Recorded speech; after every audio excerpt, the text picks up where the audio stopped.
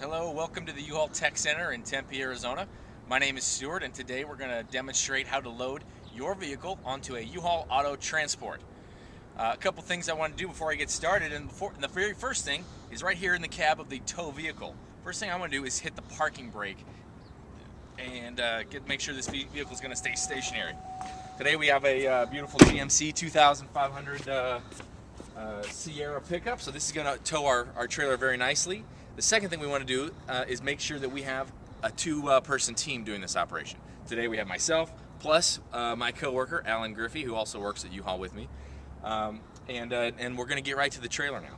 First thing we're going to do with the trailer is make sure that our safety chains are tight and secure, all three of them. The next thing we're going to do is make sure that this hand wheel right here is tight to the coupler, which involves basically depressing this little lever up front and turning the hand wheel as tight as we possibly can. It's impossible to make that too tight, so give it hell and make sure it's on there secure before you start driving your vehicle up onto the trailer. Before we get to that, however, we got to prep the trailer for the car. First thing we're going to do with that is make sure that we untie these straps from the ratchet spool. The way to do that is get this handle all the way up to the top, fish out the strap, and lay it down nicely in the deck. After that, want to make sure that we get this fender, just the driver's side fender, get it down. So we're going to loosen this rubber retaining strap and throw this fender down. Why are we doing that? Because after Alan's driven his car up onto the trailer, he's going to need to get out and open his door. And if this fender can't come down, then he's got nowhere to open his door. He's going to have to knock it into the fender, which we don't want to do on his car, and I don't want to do on your car. The next thing we're going to do is we're going to lower these ramps. It's going to be very loud and noisy, but that's just how it is. It's normal. The way we do that is we push this retaining hook mechanism down, and then use the straps and pull the thing all the way out. There you go. Lay it straight, and then line up your car just like Alan's done here. And in about 2 seconds, he's going to drive it up here. Before Alan can do that, however, we need to get a couple things straight. First thing is that while Alan's in the car, I'm going to be here. And what I mean by be here is there's a very unsafe way to do this, and there's a very safe way to do this. The unsafe way to do this would be to stand somewhere in this region. And what do I mean by this region? What I need you to do is draw an imaginary line from the outside of the trailer on the driver's side all the way to your bumper. Okay, the outside of your bumper. And I want you on the outside of that line. You can get close, because you're going to need to get close to help direct Alan up on the trailer, but I do not want you crossing the plane, okay? So stick outside, and what I want you to do is watch for me as I guide Alan up onto the trailer. I'm going to make sure he comes up straight.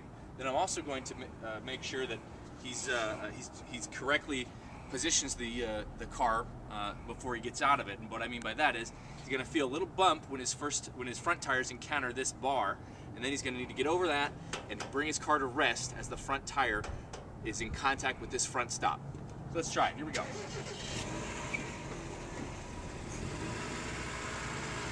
Straight. Here we go. Straighten up. Perfect. Perfect. This way a little bit. Straight. Done. Parking brake. And Alan's going to set his parking brake and then get out of the car and help me tie it down. All right. Now we're going to use the straps. The straps are what tie down your vehicle to the trailer. So this is a very important step, and I want to point out just a couple things. First thing is that this strap, you can see, is almost like a basket, okay? And the basket is meant to cradle your tire, your front tire, up and over it. Also, not only needs to go up and over it, it needs to go up, over, and around it. So you'll notice that I'm going to use my hand to make sure that both sides, both the outside of the car and the inside of the car, those sides of the tires are fully cradled by this basket here. So you may want gloves because you're going to have to touch a tire.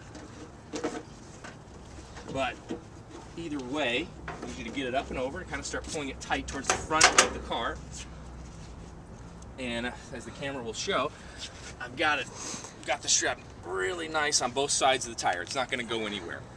Once I have that done, I'm going to take this excess strap, the lead portion of the strap, and I'm going to feed it through the ratchet again. Now, before I can do that, I want to point out that this ratchet assembly slides back and forth, and that's because different widths of cars, different kinds of cars with different widths, are going to be on this trailer. So U-Haul's built this ratchet mechanism to slide. This is a very narrow car, so I'm going to slide it to the inside. And what I want to do is get as close to the center of the tire as I possibly can. Then I'm going to take my strap and I'm going to locate this slot in the ratchet spool. I'm going to take the strap, go through the slot, and the only trick here is that I need to make sure that the strap goes through with at least 6 inches of slack before I start tightening it up. This car is, like I said, it's a smaller car, so it has smaller tires, so I easily have enough slack, as you can see. Once I get it through, I'm going to start ratcheting it up. It's also very noisy, just like the ramp, and that's okay. What I want to make sure I do is that I tighten it really tight. I'm going to tighten it so much that you may see the tire start to bulge a little bit right up against this front stop. That's normal. That's how I want it. Here we go. I also have a little bit of slack here with this strap. If you have some extra slack, do your best to tie it down or somehow fix it to the trailer so that the strap, as it's going down the road, doesn't flop around. And not only do I not want it beating up my trailer, I also don't want it beating up your car. So that's a helpful hint there. You can also see, and I'll move, get out of the way, Alan is securing what's called the security chain. The security chain does just that. It secures your car to the trailer in the event that the straps fail or that some collision occurs and your vehicle is tried to get loose from the trailer. This security chain is an added redundant safety feature that we use to make sure that that doesn't happen. We're going to show you a better angle of it in the rear of the trailer, in the rear of the vehicle. But the important thing is that you keep clear of all hoses, suspension components, brake lines, anything like that can be compromised. The best place to put it is on the frame somewhere. So we're going to show you more specifically here in the back. As I go back though, and Alan starts to do that portion of the security chain, we're going to bring the fender and close it up like we undid it earlier, and I'm going to show you how this rubber strap goes up here and keeps it in locked position. So come on around back and you can really see how the security chain's done. You may want to get right up in there. Like I said, Alan's going to secure it to the frame of the car. He's going to make sure that it doesn't come into contact with any types of hoses or brake lines. I know I've said that, but it's very important. And it's also important to note that you don't have to have it super tight. This is not keeping your car attached to the trailer in normal operation. The straps do that. This is just kind of a redundant emergency safety feature. You can also see Alan twisting the chain. Twisting the chain is a really, it's the professional way to take slack out of that chain. Again, we don't want it bouncing around and damaging our trailer. We don't want it bouncing around and damaging your car. You can also see how we use that rubber retaining strap to make sure that the hook doesn't come loose as it attaches to itself.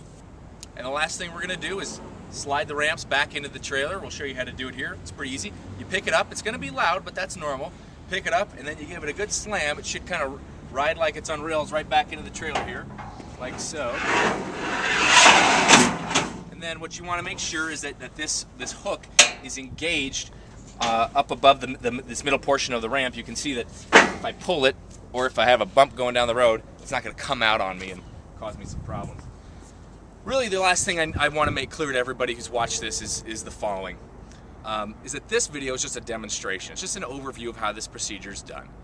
There's very, very important and necessary information in the U-Haul user's instructions for this trailer that you must observe. I'm going to insist that you observe and understand and read before you attempt this yourself. Now, where would I find these things? You'll find these things with your U-Haul rental contract. You could find them on uhaul.com, and you can also find them here on the fender of the trailer. You can do that for me. I think you're in good shape. I think you're going to have a fun trip. Good luck. See you later.